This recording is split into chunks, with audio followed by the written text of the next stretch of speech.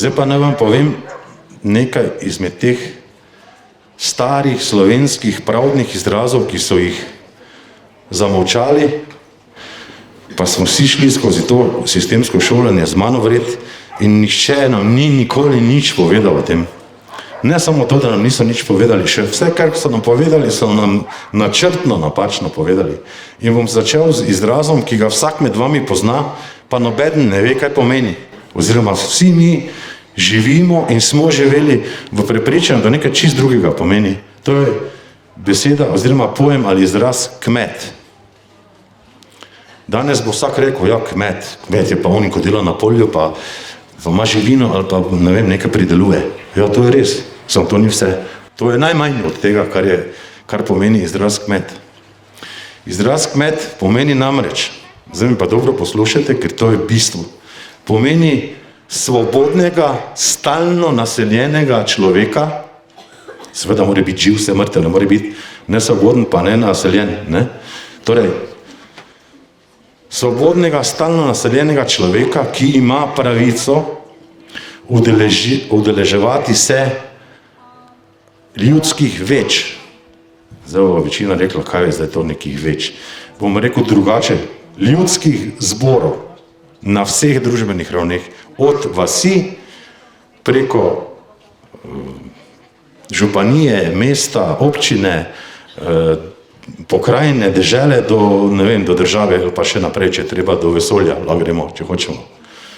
To je od nas odvisno. Skratka, ima pravico se udeleževati teh ljudskih zborov, na teh ljudskih zborih ima pravico kaj? Delati to, ko jaz zdaj govorim, to je govoriti. Ima pravico spraševati, razpravljati, ima pravico, če gre za volitve ali neke izbiranje nekoga, ima pravico kandidirati in ima pravico biti izvoljen. Vse te pravice ima in še eno pravico ima in zaradi te pravice so mene zaprli leta 2018, ker sem to povedal, ampak pol nisem mogel nobenemu razložiti več, ker so mediji to pa svoje naredili, ima pravico, da nosi orožje. Zdaj pa ne se strašiti tega, ker nič ni tragičnega, pa tudi zastrašujočega, ne, pri orožju. Vsak med nami ima najhujše možno orožje.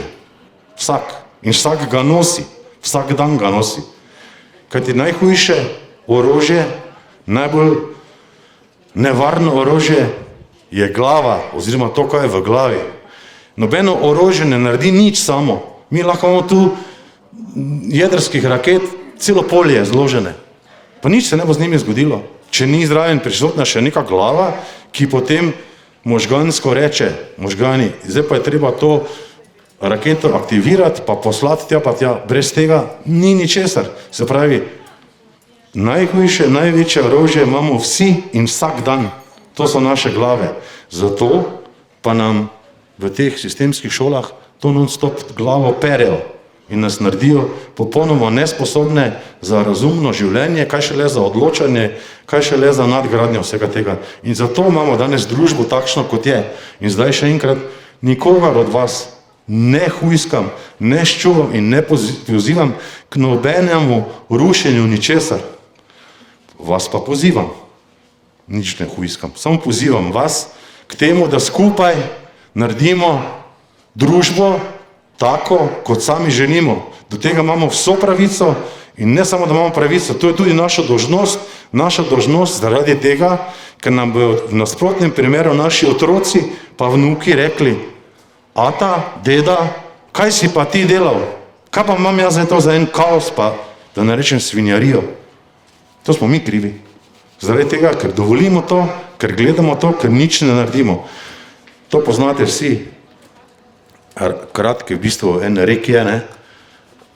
Zato, da zlo zmaga, ni treba nič druga, kot da dobri ljudje, pošteni, pravi ljudje samo pogledajo v stran in ne naredijo nič. Ne? To je to.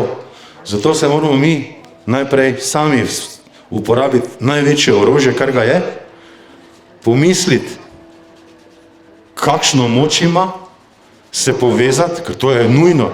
Vsak, ki je sam, ki je za sebe, posebej, ne more nič narediti. Zaradi tega, ker ga zmeljejo. Zmeljejo ga ko v mlinu. Ko pa se mi povežemo, ko pa je nas več tisoč, več to ne gre. Ne bo več šlo to, kar so do zdaj lahko počeli z nami. Ampak se pravim, to je od vseh nas odvisno, da bomo prišli do te faze. Zdaj sem bil pri kmetih, ne. Osnova je ravno kmet.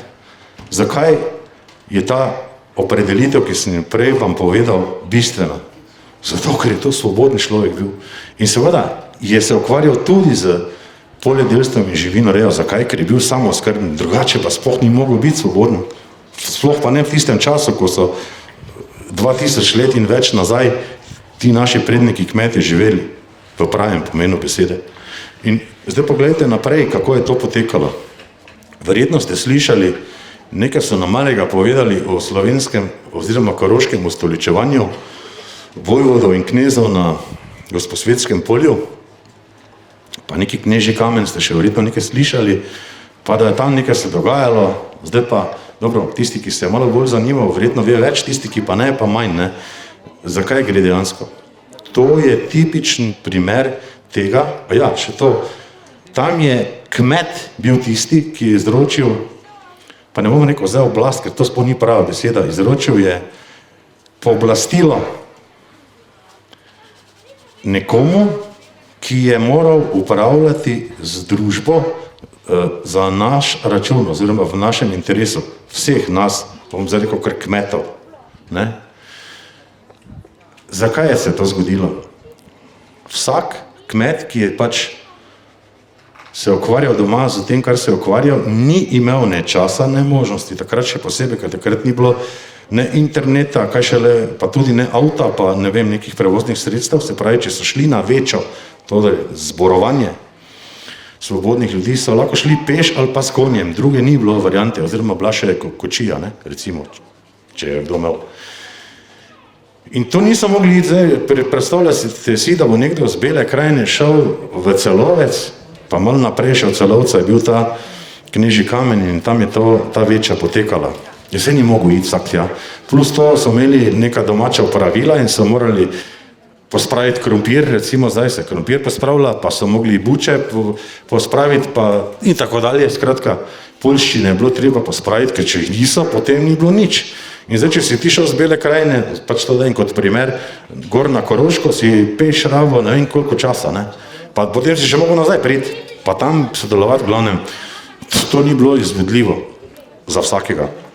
Zato se je razvila ena institucija, ne vem, kako bi to po slovensko povedal, pustimo zdaj, razvilo se je način, kako so si ti svobodni kmetje zagotovili, da je njihov glas bil slišan na teh večah ali zborih. In to so naredili tako, da so oblikovali poseben sloj, poseben stan ljudi, ki so tudi bili kmetje, ki so bili njihovi povlaščenci, predstavniki, zastopniki. In ti so se imenovali kosezi. Tako jim je bilo prav ime. Kosezi. Ti so morali imeti posebne lastnosti. Če bi, zato zdaj ne bom, omenil bom samo zato, ker bo verjetno komu prišlo na misel neka povezava z poslanci. Samo to ne. Tega ni.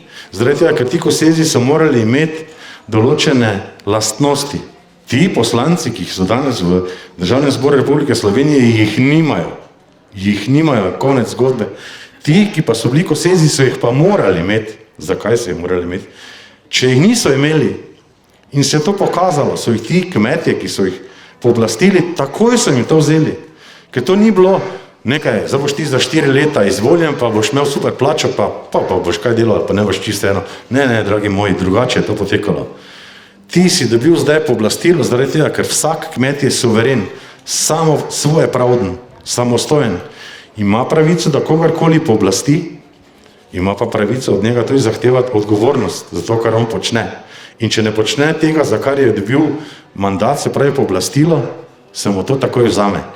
Ni kaj, to sploh ni vprašanje, to je dejstvo. Morali so biti zato ti ljudje prvič pošteni, morali so spoštovati to, kar so obljubili, se pravi, dana beseda je bila najvišji možni zakon. Če so prelomili dano besedo, konec zgodbe, ni več tu nobene imunitete, to ne obstaja, tega ni. Ne? Morali so biti razumni, uravnoteženi, uravnovešeni, se pravi modri na nek način, če uporabim to besedo. Morali so imeti čut za druge. Se pravi, tu ni mogla biti v prvi vrsti nekakršna osebni interes, to je bilo popolnoma v nasprotju z tem, kar so oni morali biti. Če se je izkazalo, da so ti kosezi uveljavljali osebni interes, so jih takoj zamenjali in nujno je, da so jih zamenjali. Zaradi tega, ker taki ljudje ne smejo biti blizu pri nobenem odločanju, ker bojo samo za svoj rit po domače gledali in to odpade. Zdaj pa, mi imamo pa danes te poslance, ki jih tako sploh ne izvolimo mi, to je samo farsa, to je že vse zorganizirano naprej. Vam lahko povem, ker sem bil sam in kandidat za predsednika, ker sem hotel videti, kako to poteka, 2017 leta. Potem smo sodelovali na državnozborskih volitvah preko politične stranke Gibanje Zedinjena Slovenija in po volitvah so mi ljudje rekli, zakaj pa vi stranke ne ustanovite? Sem rekel, gospodje, gospe, če pa mi imamo stranko že od 2014. leta, o res, kaj to pomeni? Da sploh vedeli niso, zakaj se gre, zakaj niso vedeli, zakaj gre, ker imamo v tej državi strogo cenzuro in noben ne sme vedeti tega, kar ne sme vedeti. Samo tisto, kar je dovoljeno, kar nekdo tam ti strici iz ozadja, ali pa lahko tudi tete, rečejo, to je dovoljeno, to bomo mi gledali, zato mi gledamo zdaj samo 2 tam, recimo med temi kandidati, pa ne bom svoj imen omenil. V glavnem, to je nespremljivo, komplet vse in to ne more biti z tega nikoli nič. Vse pametnega, pa ne dobrega za ljudi. Zdaj jaz lahko o tem govorim ure, pa ne bom, ker to prvič nima smisla, drugič vi ste zdaj že lep čas tukaj, prej ste že poslušali kar nekaj, kar so vam povedali Primož, Mateja pa Marjan. Zdaj so še mene poslušali, verjetno vam je osredotočenost kar padla in po tekem daljšem času je treba spet malo najmočnejše orožje na pašo spustiti, ne. Ne, tako da jaz bi tako rekel, ne, imate možnost, danes tukaj imajo prisotni, tukaj za mano pri tej mizi so, imajo te pristopnice, ki jih lahko, seveda, če želite, nihče nikogar ne sili, še najmanj pa jaz, lahko jih izpolnite, če želite, izpolnjujejo se v 2 izvodih, zakaj? Zaradi tega, ker eden izvod je vaš. Lahko si ga date v album, lahko si ga date med dokumente ali listine, lahko si ga date v okvir, pa se ga na steno nabijete, lahko pa ga zaradi mene, ne vem, kam date, založite, pa ne vete, kje je, vse je možno, nič ni določeno. Ta drugi izvod pa ostane Domorodni skupnosti Zedinjenih slovenskih dežel in gre v arhiv. Ta arhiv bo listinski arhiv, pa elektronski, tako da ga ne more nihče uničiti, ukrasti ali narediti, da je bo neuporaben. Zakaj je to pomembno? Zaradi tega, ker ga potrebujemo, ko bo prišla tista faza, tisti trenutek, ko nas bodo morali, se ne vem, kako jih ne imenujem, pa kar kriminalci, bom rekel, upoštevati in se z nami, če drugega ne vsaj vsest, drugače pa načeloma skleniti nek osnovni dogovor, da bomo mi živeli svoje življenje po naših pravilih, oni pa ne delajo, kaj hoče, če je že tako. Čeprav jaz se ne strinjam s tem, da oni lahko delajo, kaj hoče, ampak dobro, da ne bom zakompliciral in preveč zaplete stvari. Torej, to lahko izpolnite, zato mora biti v 2 izvodih in to lahko naredite za mojim hrbtom pri tej mizi. Lahko si vzamete to tudi domov, pa to pošiljate ali karkoli delate. Predvsem pa naredite to, kar sem vam prej povedal. Jaz upam, da se vas je toliko dotaknilo, da ste to začutili, ker to je najbolj pomembno. Dajte širiti vedenje o tem, glas o tem med ljudmi, ki jih poznate, kot pravim, sorodniki, prijatelji, znanci, sodelavci, sošolci, ne vem kaj vse. To je najbolj pomembno in tu, če boste to naredili, boste vi tisti, ko boste najbolj zaslužni za to, da bomo lahko stvari res premaknili naprej, pa da zato ne bomo rabili, ne vem, 10, 15, pa ne vem koliko let. Da bomo to lahko naredili v relativno hitrem času.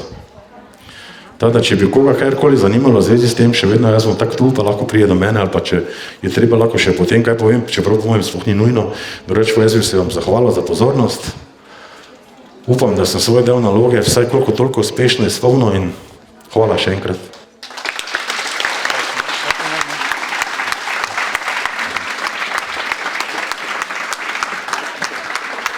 En stavek samo, ne. Prej sem slišal Matejo, da je rekla, da dvignete te riti, ne. Zdaj bi vas pa vse prosil, ne, da dvignete te riti, ker vam gori pod nogami, pa pod ritjo. Ja, hvala.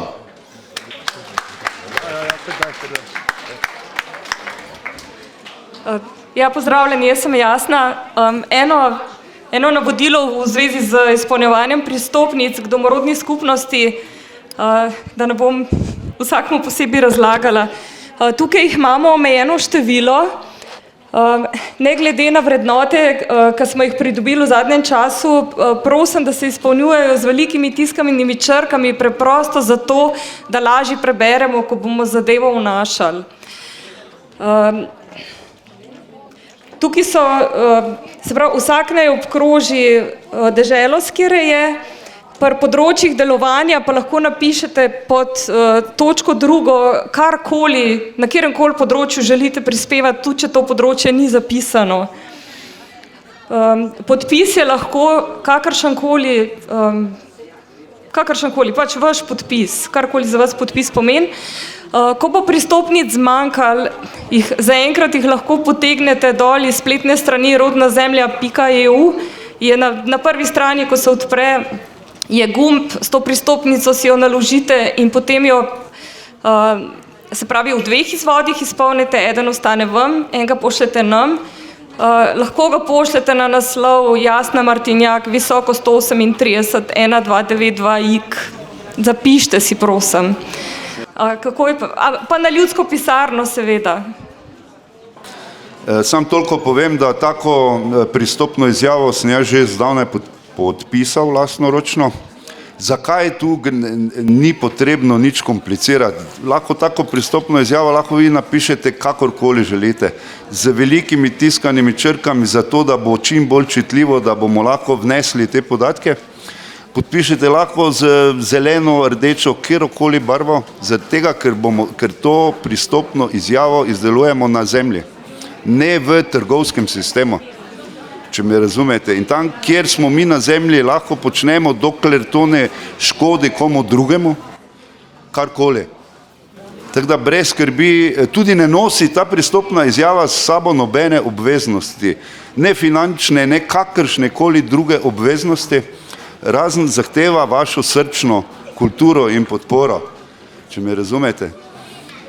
Toliko bom pa še to simbolično danes še enkrat podpisal v pričo vseh vas.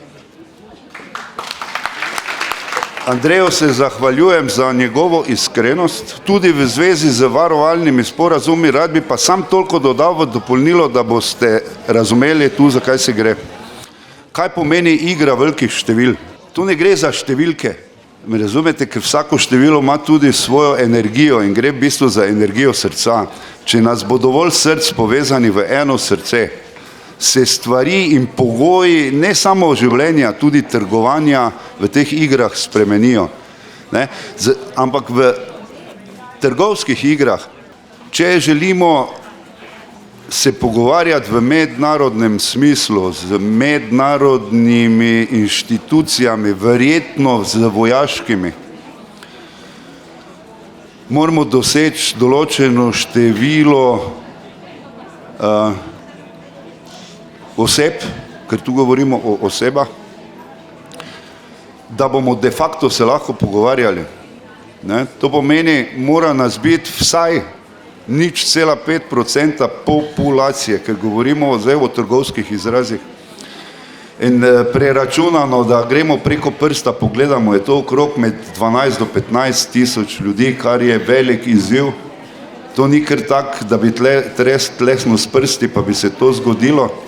Zato besede, ki jih je Andrej povedal v zvezi z vašo nalogo v tem smislu, je to, da boste ta dober glas in to povezovalen glas predvsem prenesli med širšo populacijo ljudi.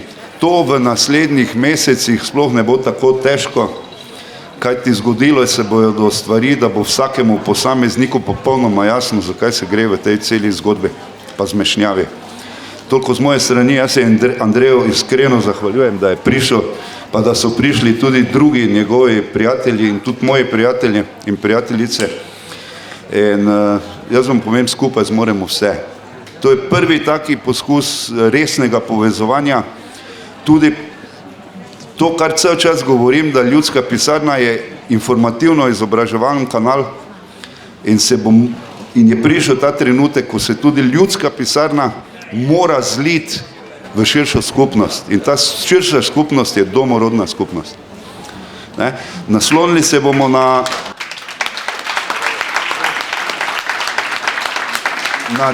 razglas o pravicah domorodnih ljudi. Seveda je ta razglas izdelan v trgovskem sistemu, ampak kljub temu, če želimo delovati, brez tega ne bo šlo v tem kratkem nekajletnem obdobju,